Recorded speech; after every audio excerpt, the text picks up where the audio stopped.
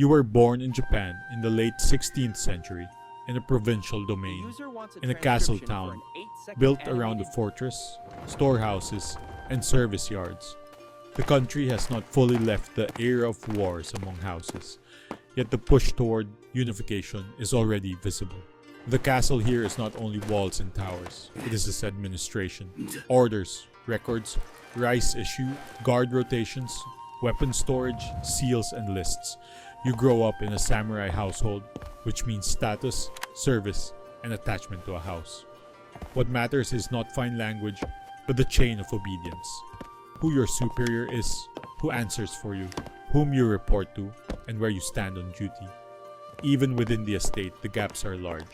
Some are close to councils and decisions, while others guard gates, escort, run errands, and survive on fixed support. Your household support follows an established norm. In the domain, wealth and obligations are calculated through rice and land productivity, expressed in koku, a unit linked to the annual rice consumption of one person. Those figures shape taxes, resources, and the support of warriors. Income may come in rice or an equivalent, but it does not shield you from costs, campaigns, fears, emergency leaves, and repairs consume reserves faster than anyone admits aloud. Loyalty to the Lord is the foundation of service. Appointments, transfers, punishments, and resorts issuing run through the daimyo's house. A single order can change your work and your family's position. That is why precision is valued. Failures are not limited to battle. A lost seal, a wrong list, a missed delivery, incorrect issuing of equipment, and consequences arrive through decisions, not shouting. You are raised in norms of duty and restraint. What later, especially in peacetime, will be described as Bushido and a warrior code appears in your life as practical demands. Keep yourself steady. Speak only to the point. Do not argue with superiors. Do not display fear. And do not disgrace the house. In daily life, it means the same as on duty. Fewer words, more control. Childhood is training. A samurai needs more than weapons and stamina. Literacy matters too. Reading orders, writing, counting, remembering names and ranks. You copy commands, learn to keep basic records, and memorize what seals look like and how rice and property issues are documented. Paper and seals decide much, and a mistake in a report can hit your household as hard as a battlefield error. Discipline becomes habit.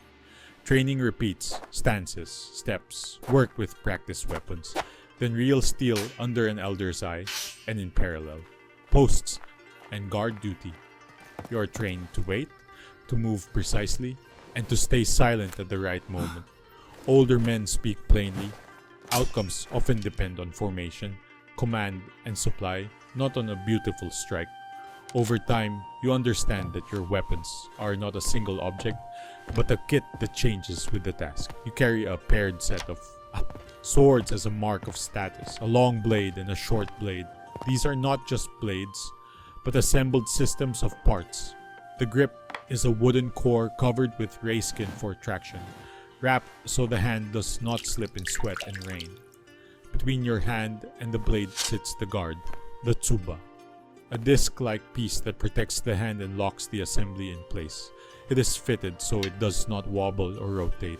The blade goes into a scabbard, the saya, lacquered wood with fittings and a cord so it rides securely at the belt and does not get lost on the road.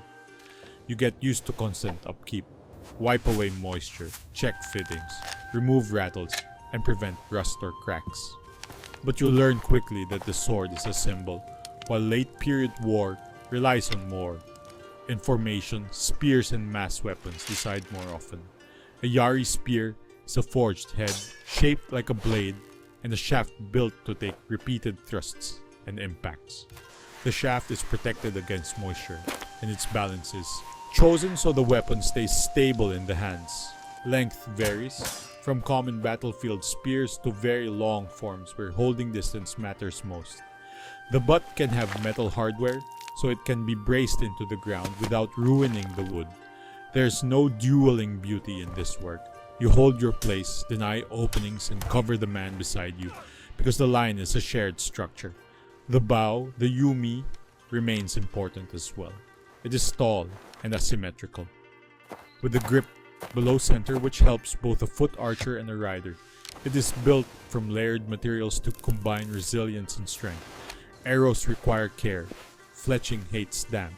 Shafts can warp and heads must be stored and checked.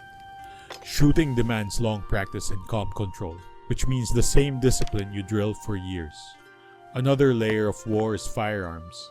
The matchlock known as teppo/tanegashima runs on a burning match cord, and that changes the routine. Powder must stay dry, the mechanism must work, and the sequence cannot break under noise. Rain and humidity make firing unreliable, so a gunner carries a working kit. Spare match cord, powder containers, ramming and cleaning tools, pouches and boxes for small items. To speed up reloading, pre-prepared powder tubes are carried in dedicated cases. All of it turns a shot into procedure. Storage, issuing, inspection, sequence.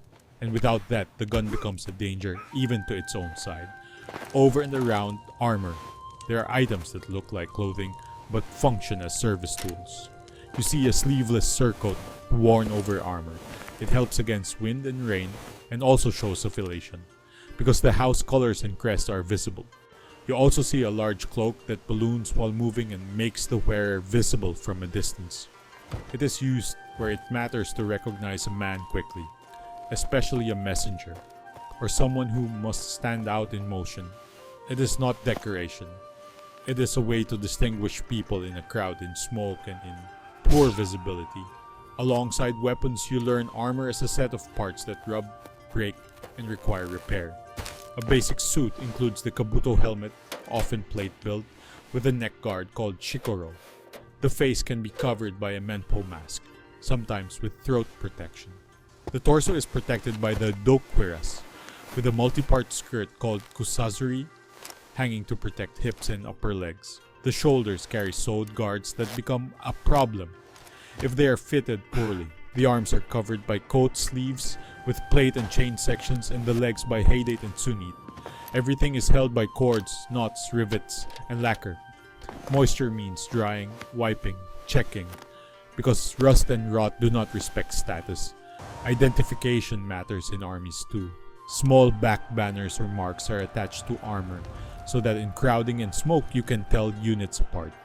That affects whom you cover, whom you stay with, and where you return if the line breaks. The larger the force, the more such details become a survival issue. When the domain prepares for a campaign, war begins with gathering and accounting lists of men, horses, rice, arrows, powder, ropes, straw, tools. Then comes the march, mud, cold nights, wet clothing, plain food issued by rule. Illness and exhaustion arrive before the enemy does. You learn the basics. Keep your feet as dry as you can. Do not lose straps and cords. Do not leave a blade unattended, even after a day without sleep. A battle usually feels like a chain of commands and mistakes, not a duel.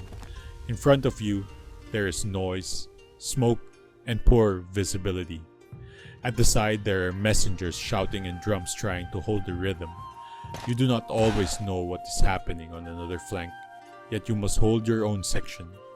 At some point, the task becomes very simple. Do not break formation. Do not lose orientation on banners. Follow the signal even when fear and fatigue cut through your body. If it turns into an assault on fortifications or a siege, war becomes work again.